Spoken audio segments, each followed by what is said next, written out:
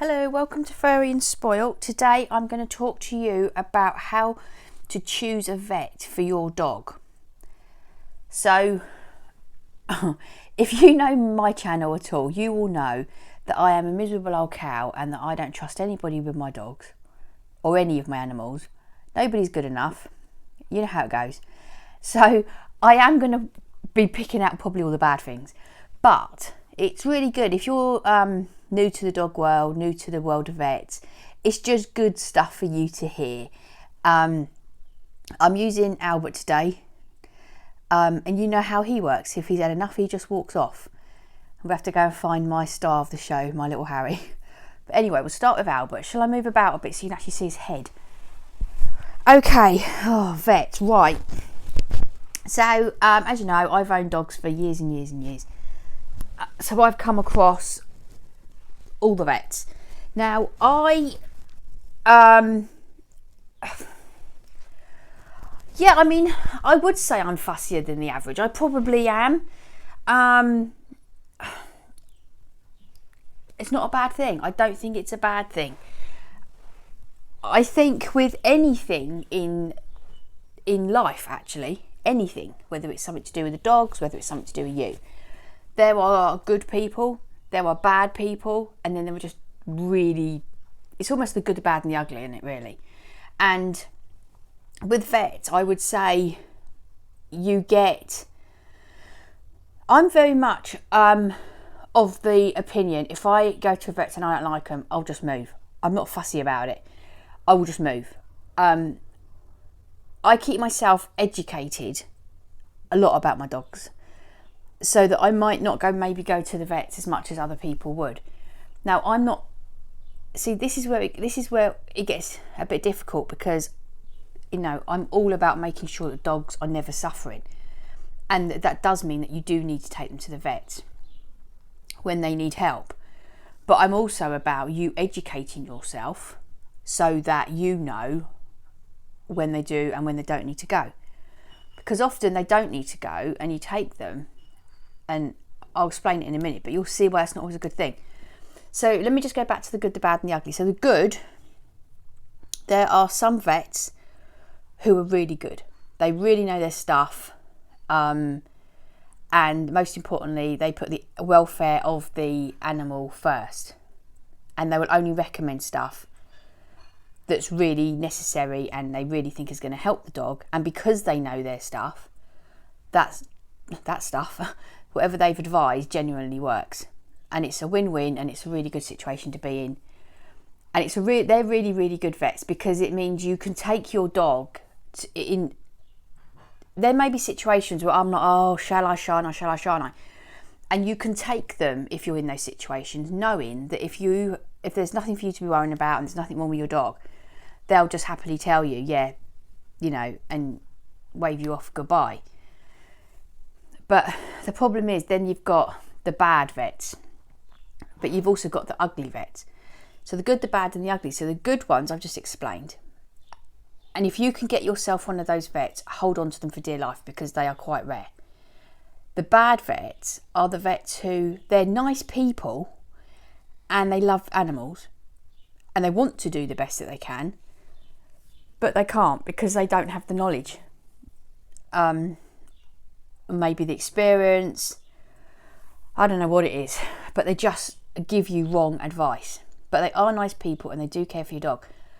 And they're probably the hardest ones, because your gut instinct isn't going to kick in that something's wrong here. You're not going to get a feeling like, I don't like you. And you shouldn't not like them, because they're genuinely good people. They're just not that good, and they don't give good advice. I've come across a few of them in my time. And then unfortunately, the ones that I've come across the most is the ugly. And they are people who don't give a damn about animals. It's just business. And they will, not just business, but it's ruthless. They'll take your animal in for tests they don't need. They will advise medication that isn't necessary and may even not work for the dog very well, but will cost you a fortune. They are the ones who will really want to know whether you've got insurance or not. I need to do a video about that. I need to do a video about dog insurance, because I've got a lot to say about that, which will not surprise you. I have got a lot to say about dog stuff, I'll tell you. But I've got a lot to say about that, and I will. And as it happens, we don't have dog insurance. I'll tell you about that in another video. And unfortunately, I've come across these ugly vets so much. So much. And you know me, as always, I don't want you to, you're never just going to believe me, but I need you to go onto Google, find this stuff out for yourself so that you really, really believe it. I would go onto Mumsnet. I don't know if that's worldwide, or is it just in the UK? It's basically a group of mums. You know, as it says, Mumsnet. But it is fabulous. You can go on there for anything. And Google, do you trust vets? And then go onto Mumsnet and then put in, do you trust vets? Or you could just go onto Google, do you trust vets? And these stories that are on there of unnecessary treatment that vets have given to animals is shocking. And I really suggest you go and look at that, because you'll see. Now, you can't not go to the vets. You need to have a vet, and you do need to, you need to have a vet. You just never know. You need to have a vet.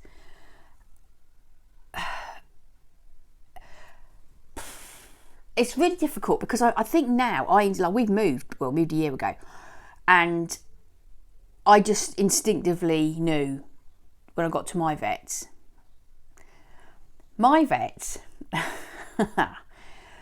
they wobble between good and ugly. They're not bad, they're experienced. They are experienced. And they wobble between good and ugly.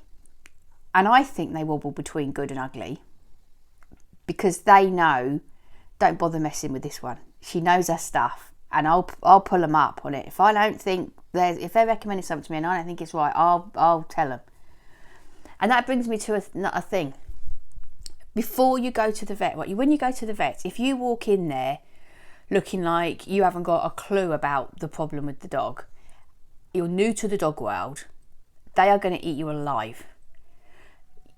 If you have happened to have walked in and you've got an ugly vet, your dog is going to be recommended for every possible test. X-ray. Vets love giving dogs X-ray. They cost £500 for an X-ray, and they love giving dogs X-rays. And your dog will be tested and X-ray galore. So you've got to go in there. So before you go, Google whatever the problem is with your dog, and go in there and make it clear. You know your stuff. You know your stuff. Don't come across like a brand new dog owner. If that is your actual first dog, you just don't come across like that. So don't come across like you've never owned a dog before. Don't tell them you've never owned a dog before. So Google it and have a bit of knowledge about it before you go in there. And I think it annoys them, but it doesn't matter. You just got to sound knowledgeable. Or maybe, don't tell them you've Googled it, but just sound knowledgeable. So maybe they think you've had dogs before and you've experienced it. Just sound knowledgeable. They definitely know the difference between experienced dog owners and not experienced. And so you just got to sound like an experienced dog owner. That's critical. And then question everything. So if they're giving you a medication, what's the medication doing? How long? Side effects. What are the side effects of this medication? Question. Because if you don't question and you have got an ugly vet, they are going to put stuff on you that you don't need. And also, the other thing to remember is, if they recommend something, you don't have to say yes. And if you're not very comfortable with just saying, no, I'm not doing that, you can say, okay, well, can we try this first? So hopefully they'll give you something else to try first. And then I will think about that, or we'll get back to you. Or when you first join a vet, you have to go for a checkup to join the vet. And so we went, and I've got little Albert here, so he's just turned 9. I've got Harry who's 5 now, and they said that now Albert, I've never done a video about this, I've never talked about it, but I will do. He has learning difficulties, learning disabilities, I think it's actually called in the dog world. It's basically autism. And so he's absolutely manic at the vets. He thinks it is the best fun in the world. He has no concept of what a vet is. He thinks it's absolutely the best fun in the world, and he's absolutely manic in the vet. As you will see from my videos, he's not like that at home. This is what Albert does at home. But and I could see that the vet clearly didn't want to have too much to do with Albert because it was going to be very difficult. And so he didn't really recommend any treatment for him, nothing actually, didn't mention anything, didn't really check him up, to be honest, didn't really do anything. He jumped on Harry, because Harry is a little, oh my goodness, look at him, he's fast asleep over there. I'm just going to show you my Harry, because look at him. Look. Fast asleep on the sofa. Anyway. And he went for Harry, because Harry was a little angel, and Harry's a bit of a nervous dog. You know, I actually haven't told you, but I will tell you, he's a rescue, and he was treated horrendous, and so he was a bit nervous, and so he jumped all over Harry, and he said that Harry needed to have his teeth cleaned. Now, I had such a problem with that, because my husband cleans their teeth every single night, and he has a routine, and there's all different kinds of brushes, and there's finger brushes, and there's liquid, and there's wipes, and there's this and there's that. And I thought, that's a bit odd. And he said, no, they need their teeth cleaning. Now, I'm not saying that 5-year-old dogs never need their teeth cleaning, but I was a little bit like, well, and I said, well, that seems very odd to me because of how much we clean them. And then he kind of backtracked, and he was like, well, no, it's not the whole mouth, it's just the 2 front teeth have got a bit of tartar on them. And I kind of was like, I didn't want to make it, I was just like, I'm not sure about this, because it would have meant general anaesthetic. So I just said, I'll think about it. All right, yeah, let me think about it, and I'll get back to you. Or you could say, okay, I need to make another appointment then. I need to check my diary. Let me check my diary, and then we'll get that booked in. That's always a good one. When I get home, I'll check my diary, and then I'll phone in to get that booked in. And then you just don't phone in. And then the receptionist keeps phoning. I kept getting emails. I kept getting calls. When are you booking Harry in to have his teeth done? When are you booking him in to have his teeth done? And I thought that it's nothing more than sales. It's nothing more than you needed to hit your targets, your sales targets.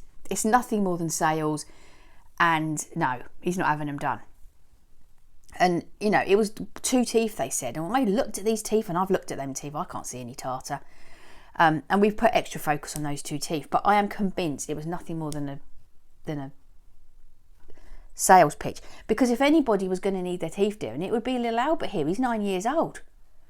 But nothing. So, they will push things. And so if you don't want to upfront confront them, I need to check my diary.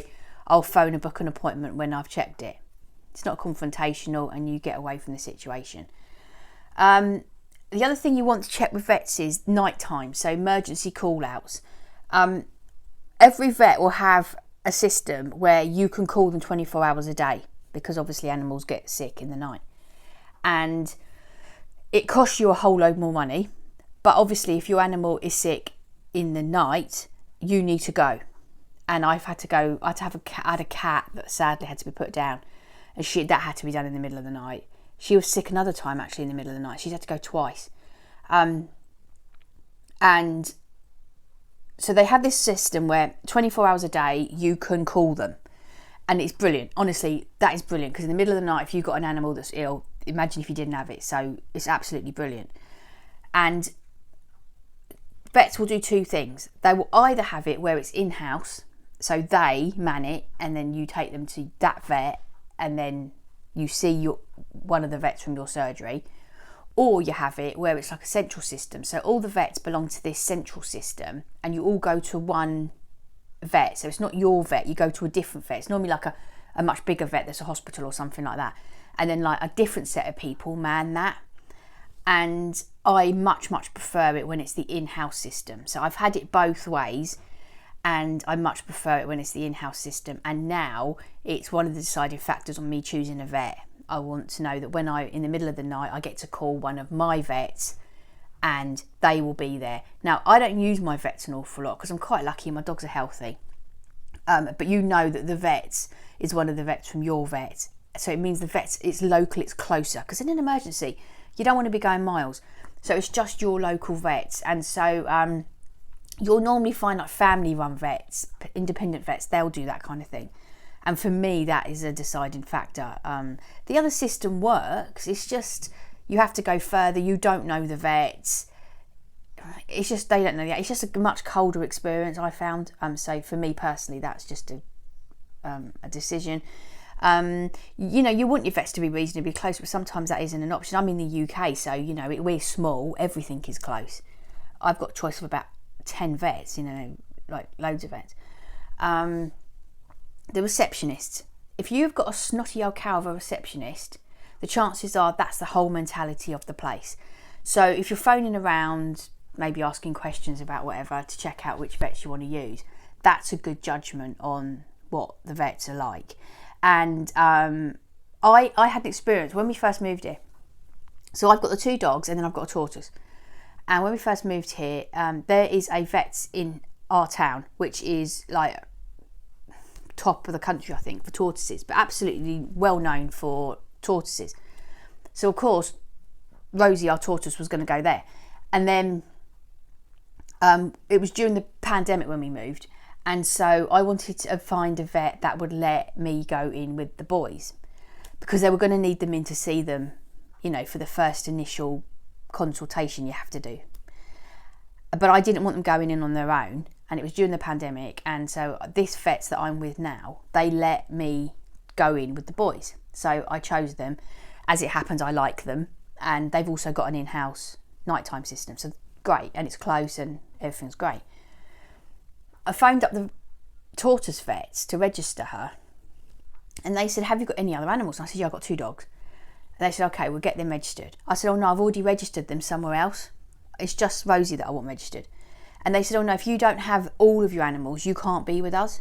And I was like, yeah, but they're already with the other vets, and I've had a consultation with them, and I like them, and more importantly, the boys like them, and they let me go in with them, and it works. I don't want to move them again. She said, then you can't come with us. Have you ever heard anything so ridiculous in all your life? Because I wouldn't put all of my animals, she wouldn't take us on.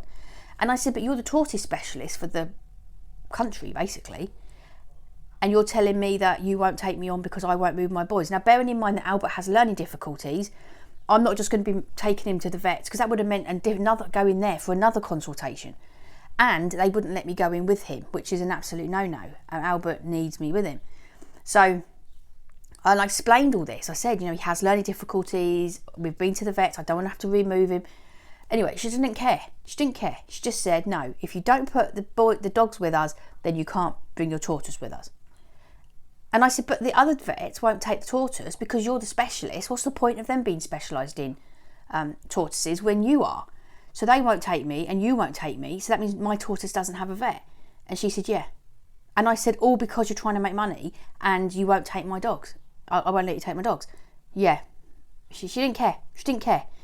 So I emailed the owner and explained the situation, and he completely ignored me. Nothing. Didn't get nothing back. I phoned my vets and I said, I've got this situation, and I explained it to them, and they couldn't believe it. They couldn't believe that the tortoise vet had been that petty. They couldn't believe it. And you know me, I'm not being pushed around and bullied by anyone. So I was like, there was no way on this planet I'm moving my dogs to you because you threatened me. Absolutely no way. So I found another tortoise vet.